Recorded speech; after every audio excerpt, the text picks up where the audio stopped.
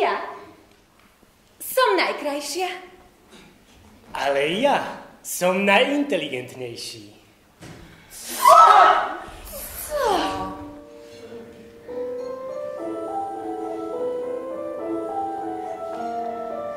Hopla! Oh, macramé, garniché, hopla! Depardieu. Ha!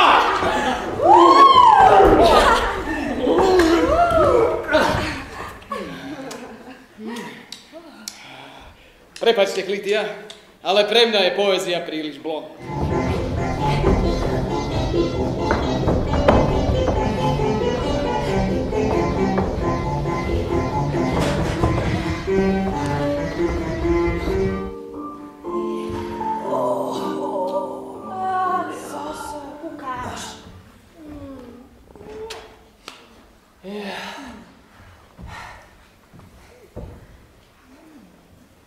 A ako sa ti tu páči? No, pekne. 1, 2, 3, 4, 5. 1, 2, 3, 4, 5. Súsmel. 2, 3, 4, 5.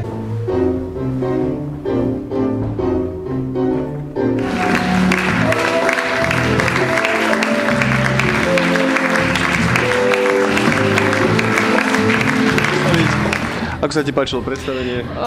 No, celkom zaujímavé, ale tak dobre to bolo. Trošku som nechápala, ale inak to bolo dobré. Či tam bolo nepochopiteľné?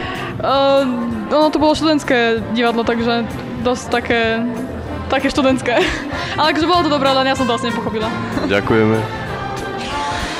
Čo ja viem, ťažko niečo na to povedať, ja neviem, ja som možno není typ na takéto predstavenia, ako moja generácia sná v inom vyrastala. To je také nejaké, ja neviem, nebolo to nejako zlé, ale mňa to nechytilo, pravdu povedať. Díky. Možno je to s tým, že je predsa len generačný rozdiel a tak, no. Ďakujeme. Veľmi sa mi páčilo, teda hudba bola perfektná, aj ten pohyb, no páčilo sa mi veľmi. Ďakujeme.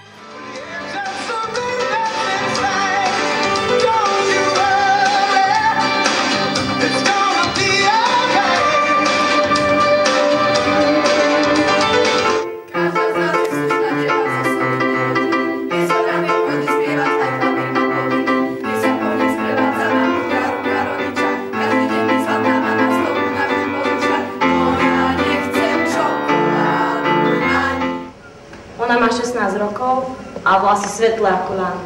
Ako zo zlata. A oči belasé ako nebo. Je chudobná, otrhaná, má jeden sveter, jedny nohavice a vyčaptané topánky.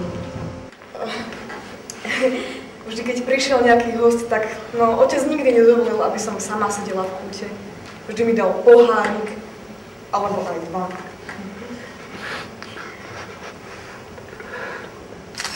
Vieš, kde mám zástupcu? Držím sama so sebou, preto tu môžem žiť. Žiť takto? Ale žijem, kým ty nemôžeš žiť. Podľahla si, preto ťa zlikvidujú. Daj si pozor, lebo zle skončíš. Ty nechceš hrať? Chcem, ale len rozprávku. Môžem predsa hovoriť to, čo chcem, či nie. A povedal niekto, že nemôžeš. No čo? Čo je? Bavíte sa? Máte radi cirkus? Ešte chcete? Máte radi rozprávky s pekným koncom? Tak tu máte ešte!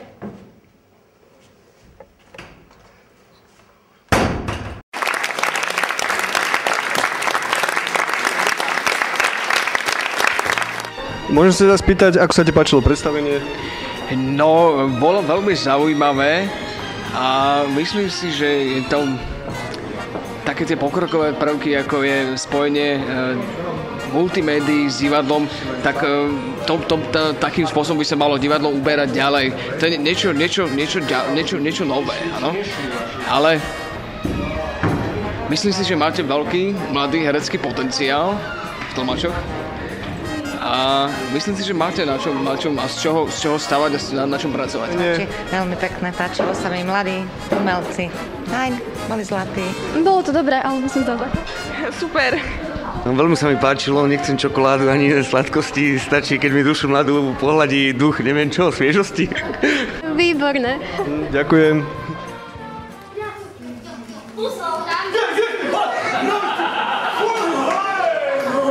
No.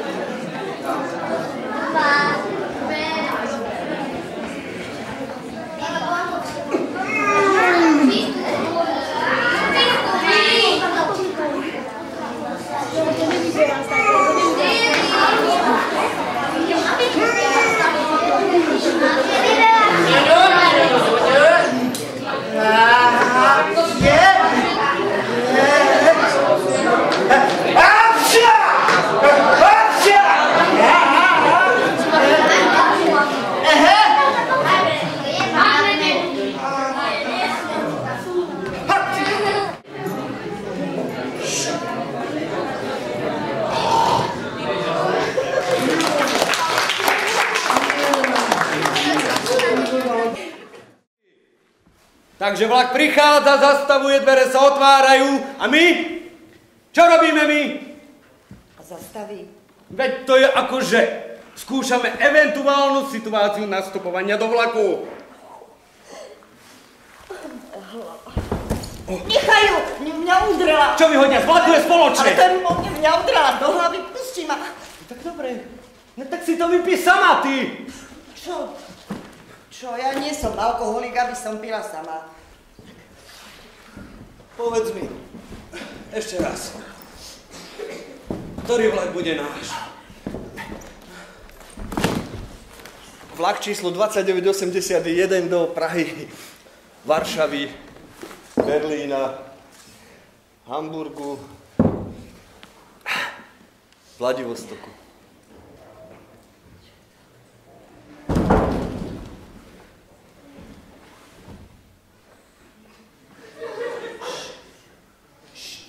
Štokholm? Čo?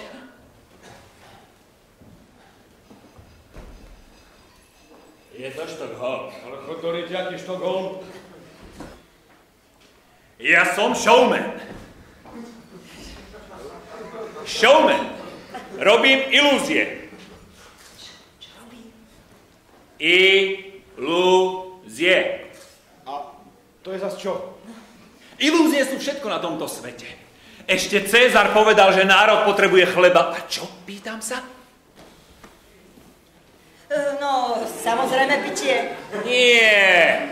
Nie. Národ potrebuje chleba a zábavu. Nemá ani peniaze. Meto. Meto, ty si ho zabil. Prečo mám chodiť bosý? Na obrazovke vidíte veľkého majstra magického zmiznutia Harryho Houdiniho, ktorý dokázal utiecť nielen od života, ale aj od smrti. Hľa, približuje sa k veľkej železnej truhle a líha si do nej pred prekvapeným mnohotisícovým publikom. Hop, Kaťa, na smetisko. Kto zahodil zápal? On. Myslíte si, že medvedica zmizne?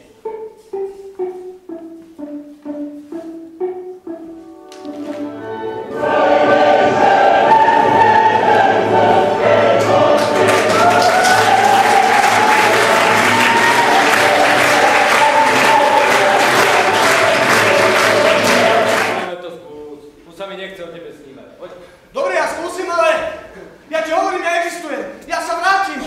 Dobre, sa vráť.